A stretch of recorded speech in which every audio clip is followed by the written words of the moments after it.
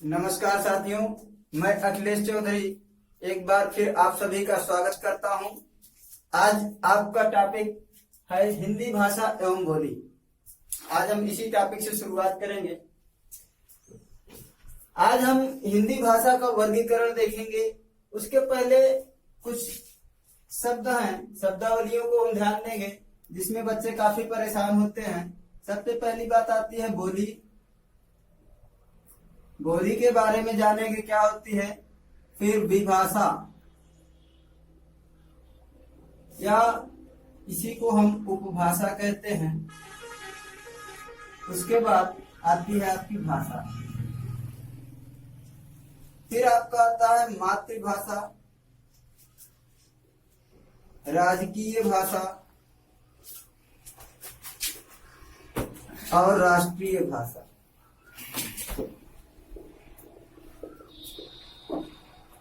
बहुत कंफ्यूजन होता है, क्या होती है मातृभाषा, क्या होती है राजकीय भाषा, क्या होती है राष्ट्रीय भाषा। तो ध्यान दीजिए, बोली एक छोटे से क्षेत्र में बोली जाने वाली जो ध्वनियां होती हैं, एक छोटे से इनका क्षेत्र, एक छोटा सा क्षेत्र होता है, बहुत बड़ा क्षेत्र नहीं होता है। विभाषा की बात आती है तो विभाषा इसी छोटे से क्षेत्र में बोले जाने वाली बोलियां होती हैं, लेकिन इनमें छोटी छोटी साहित्यिक रचनाएं होने लगती हैं। लोकगीत प्रचलन में आ जाते हैं। साहित्यिक रचनाएं प्रारंभ हो जाती हैं। लोकगीतों की रचना होने लगती है, तो आपकी उपभाषा या विभाषा बन जाती है। इसी उपभाषा का जब क्षेत्र विस्तृत हो जाता है, इसका व्यापक क्षेत्र हो जाता है, उसमें साहित्यिक रचनाएं होने लगती हैं, उसका एक मानक रूप मानकीकरण कर दिया जाता है, तो हमारी बन जाती है भाषा। यानी इसका क्षेत्र विस्तृत होता है, इसको मानक रूप में स्वीकार कर लिया जाता है, मानकीकृत रूप कह लीजिए। मातृभाषा क्या होती है? मातृभाषा वो भाषा होती है जो माँ के द्वारा सीखी जाती है। यानी हमारा जो जन्म स्थान होता है, वहां की जो भाषा होती है, हम अर्थात कहने का मतलब ये कि हम माँ के द्वारा जिस भाषा का ज्ञान प्राप्त करते हैं उसे हम मातृभाषा कहते हैं। राजकीय भाषा क्या होती है? किसी भी राज्य अथवा देश के द्वारा अपने वहां के शासन और प्रशासन की जो भाषा होती है, प्रशासनिक कार्यों की जो भाषा होती है, कामकाज की जो भाषा होती है, उसी को हम राजकीय भाषा कहते हैं। राष्ट्रीय भाषा कहने का मतलब है कि संपूर्ण राष्ट्र की कोई एक भाषा मान ली जाती है, कि पूरा का पूरा देश एक ही भाषा को लिखने और पढ़ने या विचारों के आदान प्रदान का प्रयोग करता है, तो राष्ट्रीय भाषा होती है। अब हम देखेंगे कि हिंदी भाषा का वर्गीकरण।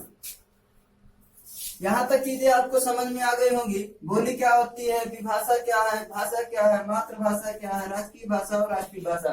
इनमें बहुत छोटा सा अंतर पाया जाता है जो हमने आपको बता दिया। अब आगे देखिए इसका वर्गीकरण कैसे किया गया है। अगर हम हिंदी भाषा के वर्गीकरण की बात करें तो सन 1927 ईस्वी में George Abraham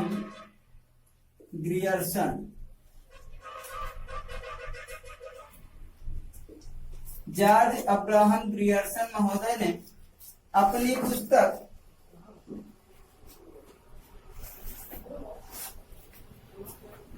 linguistic survey of India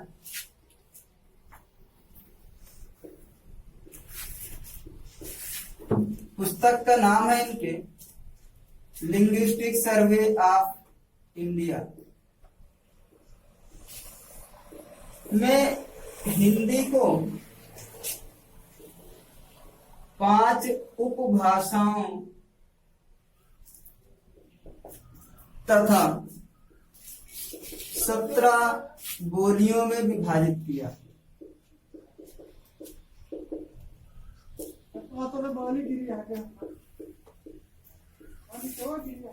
अब ये 17 बोलियां कौन कौन सी हैं, 5 उपभाषाएं कौन कौन सी हैं, इनको देखेंगे। तो 5 उपभाषाएं हैं हमारी।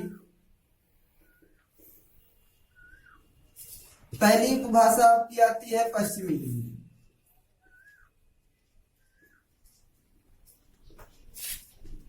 दूसरी है पूर्वी हिंदी, तीसरी उपभाषा है बिहारी हिंदी, चौथी उपभाषा पहाड़ी हिंदी, पांचवी है हमारी उपभाषा राजस्थानी हिंदी। यहां से आपको एक क्वेश्चन बनता है, पश्चिमी भाषा का जन्म किस अपभ्रंश से हुआ है, पूर्वी हिंदी का जन्म किस अपभ्रंश से हुआ है, बिहारी का किस अपभ्रंश से, पहाड़ी का, राजस्थानी का, यह पूछ लेता है। तो पश्चिमी हिंदी और राजस्थानी हिंदी हमारी कहां से निकली है, सौर सैनी अपभ्रंश से।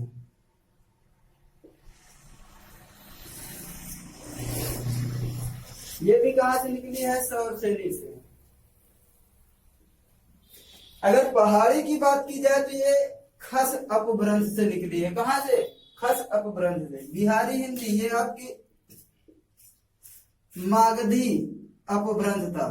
पूर्वी हिंदी की बात करें तो अर्धमागधी अपभ्रंश, अर्धमागधी अपभ्रंश। अब ये तो हमारी हो गई 5 उपभाषाएं। अब प्रत्येक उपभाषा के अंतर्गत कुछ बोलियां आती हैं। कौन कौन सी बोलियां आती हैं, इनके बारे में जरा से हम देखेंगे। तो पश्चिमी हिंदी के अंतर्गत 5 बोलियों का उल्लेख मिलता है। इसमें पहली है आपकी खड़ी बोली, पहली है खड़ी बोली। इसे हम कौरवी भी कहते हैं। कौरवी, कौरवी के क्यों कहते हैं, क्योंकि ये खड़ी बोली कहां से इसका विकास हुआ है, तो ये सौरसेनी अपभ्रंश से इसका विकास हुआ है। तो सौरसेनी अपभ्रंश, सौरसेनी नाम कैसे पड़ा, आपको पता होगा 16 महाजनपदों में एक महाजनपद सूरसेन महाजनपद था, और वो कहां पर स्थित था, दिल्ली और मेरठ के आसपास के क्षेत्रों में सूरसेन महाजनपद हुआ करता था, वहीं से इसका नाम सौरसेनी अपभ्रंश पड़ा। तो ये खड़ी बोली को कौरवी, कौरवों की राजधानी हुआ करती थी, तो वहां से ये कौरवी इसको कहते हैं। खड़ी बोली का क्षेत्र जो होता है, तो क्षेत्र आपका मेरठ, दिल्ली, गाजियाबाद, बागपत के आसपास के जो भी इलाके हैं वो सब खड़ी बोली के अंतर्गत आते हैं। दूसरी आपकी आती है ब्रज भाषा। ब्रज भाषा, ब्रज भाषा को ग्रियर्सन महोदय ने अंतर्वेदी भाषा कहा, अंतर्वेदी भाषा। और इसी को कभी कभी आपसे पूछ लेता है नाग भाषा भी कहा जाता है। किसे, इसी ब्रज भाषा को ग्रियर्सन महोदय ने अंतर्वेदी कहा है, और इसी का दूसरा उपनाम कह लें तो नाग भाषा होता है। तीसरी जो बोली आती है पश्चिमी हिंदी के अंतर्गत आपकी आती है कन्नौजी। कन्नौजी, कन्नौजी का क्षेत्र आपका कानपुर के आसपास, इटावा के आसपास के जो क्षेत्र हैं वो कन्नौजी के अंतर्गत आते हैं। चौथी बोली हमारी है बुंदेली। बुंदेली है झांसी के आसपास का जो क्षेत्र आपका पड़ता है, झांसी, हमीरपुर, ये सब आपके बुंदेली के अंतर्गत आते हैं। फिर आपकी आती है, तो चौथी आपकी हमने बताया कन्नौजी होती है। पांचवी जो बोली है हमारी हरियाणवी। हरियाणवी, इसे हम बांगरू के नाम से भी जानते हैं। वहां का की लोकल भाषा में इसे हम बांगरू के नाम से जानते हैं। और इसका क्षेत्र दिल्ली का जो देहात क्षेत्र है और हरियाणा के आसपास के जो भी इलाके हैं वो वहां पे बोली जाती है। तो पश्चिमी हिंदी के अंतर्गत इस तरीके से हमने 5 बोलियां देखा, खड़ी बोली, ब्रज भाषा, कन्नौजी और हरियाणवी। तो यहाँ पे 5 बार, इसको हम याद कैसे करेंगे, अगर हम याद करने का तरीका देखें तो आप ऐसे लिख लो, कब कब है। जैसे अगर आपसे पूछा जाए कि हमारी हिंदी की क्लास कब कब लगती है, तो कब कब है, यानी कि कैसे हो गया, पहले खड़ी बोली, फिर बुंदेली, फिर कैसे कन्नौजी आपका आ जाएगा, फिर बी से बुंदेली, से हरियाणवी। ये थी पश्चिमी हिंदी की हमारी 5 बोलियां। अब हम देखेंगे कि पूर्वी हिंदी के अंतर्गत जो अर्ध मागधी अपभ्रंश से निकली हुई है उसके अंतर्गत कौन कौन सी बोलियां आती हैं। तो पूर्वी हिंदी की बात करें तो इनके अंतर्गत 3 बोलियां आती हैं। कौन कौन सी? पहली है आपकी अवधी, दूसरी है बघेली और तीसरी है छत्तीसगढ़ी।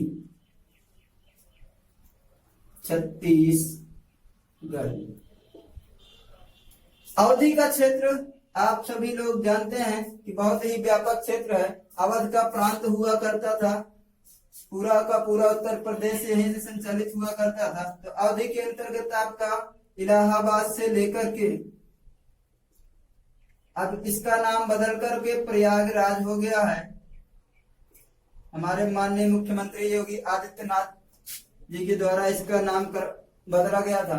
तो इलाहाबाद, प्रतापगढ़, लखनऊ, कौशाम्बी ये सब इसी के अंतर्गत आते हैं। सुल्तानपुर, फैजाबाद तक के जो भी क्षेत्र हैं ये अवधि के अंतर्गत आते हैं। बघेली के अंतर्गत आपका जो क्षेत्र आता है जालौन वगैरह, ये तीसरी भाषा क्या है? छत्तीसगढ़ी। तो ये 3 इसमें हो गए। 5 बोलियां हमने आपको पश्चिमी हिंदी में बताया। पूर्वी हिंदी की हमारी 3 बोलियां हैं। कौन कौन सी? अवधी, बघेली और छत्तीसगढ़ी। इसको शॉर्टकट में अगर हम याद करें तो ABC, इस तरीके से अगर आप समझ जाओ, A से अवधी, B से बघेली और C से छत्तीसगढ़ी। तो ये हमारी पश्चिमी हिंदी की 5 बोलियां हो गई, पूर्वी हिंदी की 3 बोलियां।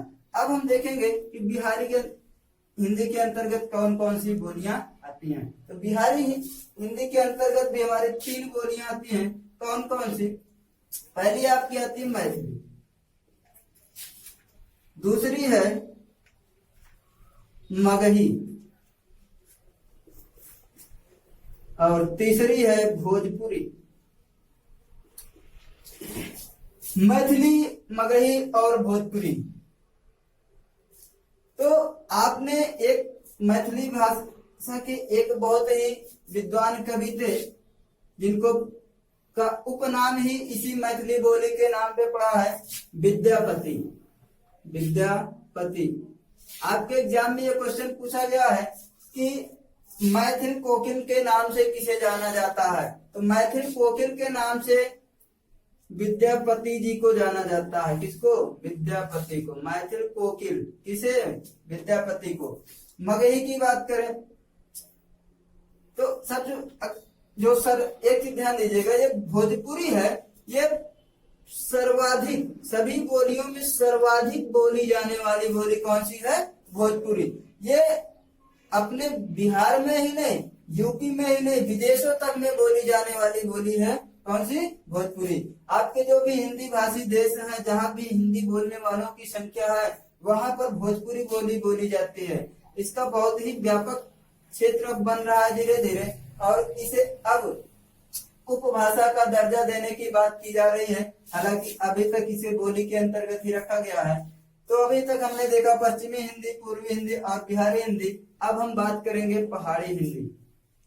पहाड़ी हिंदी के अंतर्गत मुख्यतः दो बोलियां आती हैं। वैसे तो पहाड़ी हिंदी के लगभग छोटी छोटी 30 बोलियों का वर्णन मिलता है, लेकिन हमारे मुख्यतः 2 ही बोलियां आती हैं। पहला है कुमाऊनी और दूसरा है गढ़वाली। ठीक है।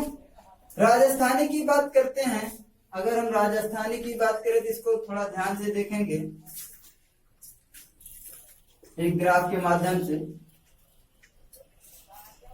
आपसे पूछा जाता है उत्तरी राजस्थानी बताओ, दक्षिणी राजस्थानी बताओ, पूर्वी राजस्थानी, इस तरीके से आपसे क्वेश्चन पूछता है। तो आपको याद कैसे रहेगा कौन सी हमारी उत्तरी है, कौन सी पूर्वी है, कौन सी पश्चिमी? तो ध्यान दीजिएगा, आपकी उत्तरी राजस्थानी के अंतर्गत आती है मेवाती, दक्षिणी के अंतर्गत आती है मालवी। अगर पश्चिमी की बात की जाए तो पश्चिमी राजस्थान के अंतर्गत आती है है मारवाड़ी, और पूर्वी राजस्थान के अंतर्गत आती है आपकी जयपुरी। कभी कभी तो ये पूछता है कि उत्तरी या दक्षिणी राजस्थानी कौन सी बोली बोली जाती है, दक्षिण में कौन सी बोली जाती है और उत्तरी राजस्थान में कौन कौन सी बोलियां बोली जाती हैं। या इसी जयपुरी को आप एक चीज समझ लीजिए, इसे ढूंढाड़ी नाम से भी जाना जाता है। इसी पूर्वी जो राजस्थान में बोली जाने वाली जयपुरी बोली है, इसको हम ढूंढाड़ी नाम से जानते हैं। और उत्तरी राजस्थान में जो बोली मेवाती बोली जाती है, इसका एक उपनाम है अहीरवाटी। अहीरवाटी। मारवाड़ी की अगर बात करें तो मीराबाई के जो भी रचनाएं हैं सबके सब मारवाड़ी भाषा में लिखी गई हैं। तो साथियों, ये था हमारे हिंदी भाषा एवं बोली से का परिचय। हमने जाना कि बोली क्या होती है, मातृभाषा क्या होती है। उसके बाद हमने इसके वर्गीकरण की बात की कि पश्चिमी हिंदी, पूर्वी हिंदी, बिहारी हिंदी, पहाड़ी हिंदी, कुल मिला के टोटल हमारी 5 उपभाषाएं हैं जो हमारे ग्रियर्सन महोदय ने अपने पुस्तक में लिखा था। 5 उपभाषाएं और 17 बोलियों को हमने विस्तृत रूप में देखा। पश्चिमी हिंदी के अंतर्गत कितनी आई थी? 5। पूर्वी हिंदी के अंतर्गत कितनी? 3। बिहारी के अंतर कितनी? 3। पहाड़ी के अंतर्गत 2 और 4 कहाँ पे? राजस्थानी हिंदी के अंतर्गत। कुल मिला के देखे तो 5 3 8 3 11 11 2 13 4 17। ये हमारी कुल मिला के टोटल 17 बोलियां हो गई। ठीक है, धन्यवाद। अगर आपको वीडियो पसंद आता है तो इसे शेयर करें मित्रों के साथ। Okay, thank you.